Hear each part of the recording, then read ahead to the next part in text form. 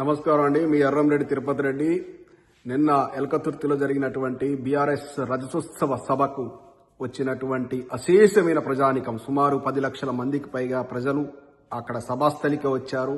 ఇంకా పలు చోట్ల కొన్ని లక్షల మంది సభాస్థలి చేరుకోలేక ఈ పోలీసు నిర్బంధము ఇట్లాంటి కార్యక్రమాల వల్ల రాలేకపోయినటువంటి ప్రజలు అంతా కలిపి కొన్ని లక్షల మంది నభూతో భవిష్యత్తు ఇక ఇంతవరకు జరగలేదు తెలంగాణలో, ఇక భవిష్యత్తులో జరగబోదు అంత పెద్ద ఎత్తున సభ జరిగింది.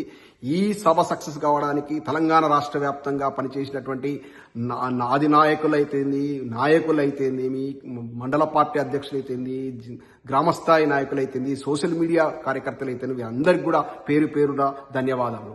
బ్రహ్మాండంగా సక్సెస్ అయింది. ఒక మంచి పాజిటివ్ ఎనర్జీని తీసుకొచ్చింది. గత అసెంబ్లీ ఎలక్షన్ సందర్భంలో కాంగ్రెస్ పార్టీ నాయకులు చేసినటువంటి 420 హామీలు, అంటే అనేక ఫేక్ హామీలు ఇచ్చారు. వాటిని ఇంప్లిమెంట్ చేయడం వల్ల విఫలమైనందుకు వచ్చేటటువంటి ప్రజల నుంచి వచ్చేటువంటి స్వచ్ఛందంగా వచ్చినటువంటి స్పందన రిఫ్లెక్ట్ అయింది. నిన్న కేసీఆర్ గారి ఆ స్పీచ్ ఇస్తున్నప్పుడు ప్రజల్లో నుంచి వస్తున్న స్పందన చూస్తే గూసంస్ వచ్చాయి. అసలు ఏంటి, ప్రజలు వాళ్ళు స్వచ్ఛందంగా అసలు స్పందిస్తున్నారు. వాళ్ళ ఆవేదన వాళ్ళ యొక్క ఫేస్లలో కనపడతా ఉంది. కేసీఆర్ గారు ఒక సందర్భంలో గద్గద స్వరంతో నేను చాలా బాధపడుతున్నాను, ఈ రోజులో ఈ దారుణమైన పరిస్థితి తెలంగాణలో ఏర్పడాయి, నేను కొట్లాడి చావు నోట్లో తలబెట్టి సాధించినటువంటి తెలంగాణ, ఎందరో అమరవీరుల ఫలితం ఈ తెలంగాణ ఇవాళ కాంగ్రెస్ పార్టీ చేతులకు పోయి ఆగమైంది. మళ్ళా 2014కు పూర్వం పరిస్థితులు ఏర్పడుతున్నాయి. మొత్తం అట్టడుగు స్థాయికి పోతా ఉంది. అభివృద్ధిలో దూసుకుపోయిన తెలంగాణ ఇవాళ అట్టడుగు స్థాయికి వెళ్ళిపోతా ఉంది అని చెప్పినప్పుడు, గద్గద స్వరంతో చెప్పినప్పుడు అనేక హృదయాలు ఇట్లా ఒక రకంగా ఆవేదనతో భరితంగా కళ్ళల్లో నీళ్లు తిరిగినటువంటి సందర్భం. మేము ఇక్కడ ముఖ్యంగా ఎన్ఆర్ఐ కమ్యూనిటీ అయితే అత్యంతం ఆ యొక్క కేసీఆర్ గారి ప్రసంగాన్ని వింటూ ఎంతో ఉత్తేజం పొందినాం. అబ్బా, కేసీఆర్ గారు ఉన్నప్పుడు ఎట్లుండే, ఇప్పుడు ఎట్లయిపోయాయి, నా తెలంగాణ ఎంత ఆగమైపోయేటువంటి ఆవేదన ప్రజల మొఖాల్లో కనపడింది, నాయకుల మొఖాల్లో కనపడింది. ఇవాళ మొత్తం అశేష ప్రజానికం తెలంగాణలో ఉంటే సకల జనులు కూడా ఇదే అభిప్రాయంతో ఉన్నారు. దానికి రిఫ్లెక్టే నిన్నటి సభ విజయవంతం. ఎందుకంటే 15 నెలల కాలంలో ఇంత వ్యతిరేకత అసలు ఆశ్చర్యం వేస్తూ ఉంది. అసలు నిజంగా కూడా ఇప్పటికిప్పుడు ఎలక్షన్లు అవుతే అసలు ప్రజలు ఇంకొకటి ఆలోచించకుండా, అంటే మరో ఆలోచన లేకుండా కేసీఆర్ గారిని తిరిగి ముఖ్యమంత్రి చేసే ఆలోచన ఉన్నట్టు నిన్నటి యొక్క ప్రజాస్పందనను బట్టి అర్థమైంది. దీనికోసం కృషి చేసినటువంటి, ముఖ్యంగా టైం టు టైం ప్రభుత్వ వైఫల్యాలను ప్రజల దృష్టి తీసుకెళ్లినట్టు సోషల్ మీడియా అత్యంత ప్రభావశీలంగా పనిచేసింది.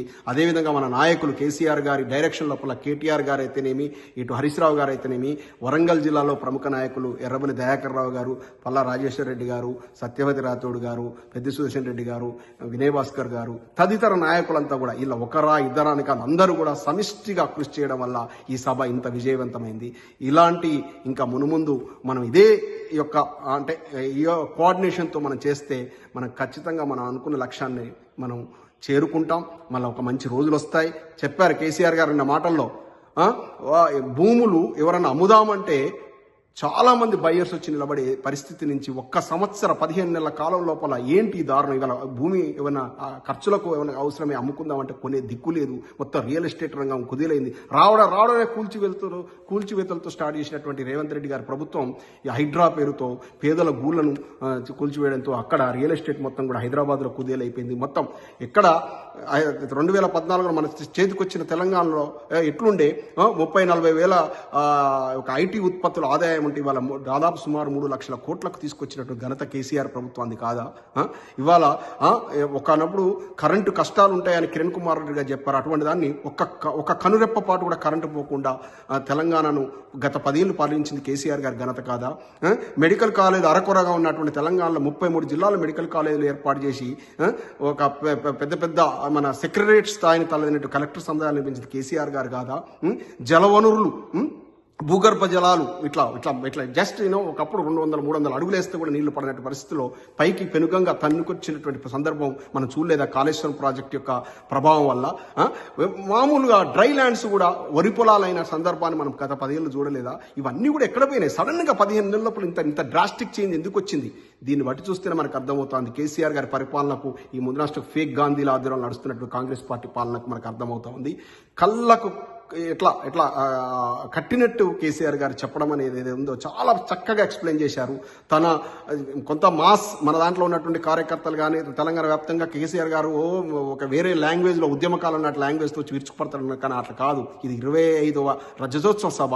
ఒక ఒక ఒక పర్టికులర్ పాయింట్ 25th ఇయర్ అనేది ఇక్కడ చాలా డిగ్నిఫైడ్గా చాలా పద్ధతిగా ప్రతి సామాన్య కార్యకర్త నుంచి ఇంటలెక్చువల్ వరకు మంచి దాన్ని చెప్పదలుచుకునేది పర్ఫెక్ట్గా చెప్పడంలో కూడా సఫలీకృతమయ్యారు. ఈ సభ పర్ఫెక్ట్గా సక్సెస్ అయింది. దాంతో ఇమీడియట్గా కేబినెట్ స్థాయి ర్యాంకులు వచ్చేసి మూకమ్మడిగా ప్రెస్ మీట్లు పెట్టినా కూడా పేలవంగా వాళ్ళు చెప్పినవి కూడా ప్రజలు వినని పరిస్థితి, నవ్వుల పాలైపోయినటువంటి పరిస్థితి కనపడింది. రాబోయే రోజులు మనయే. ఖచ్చితంగా మళ్ళా కేసీఆర్ గారి చేతుల్లోనే తెలంగాణ సురక్షితం.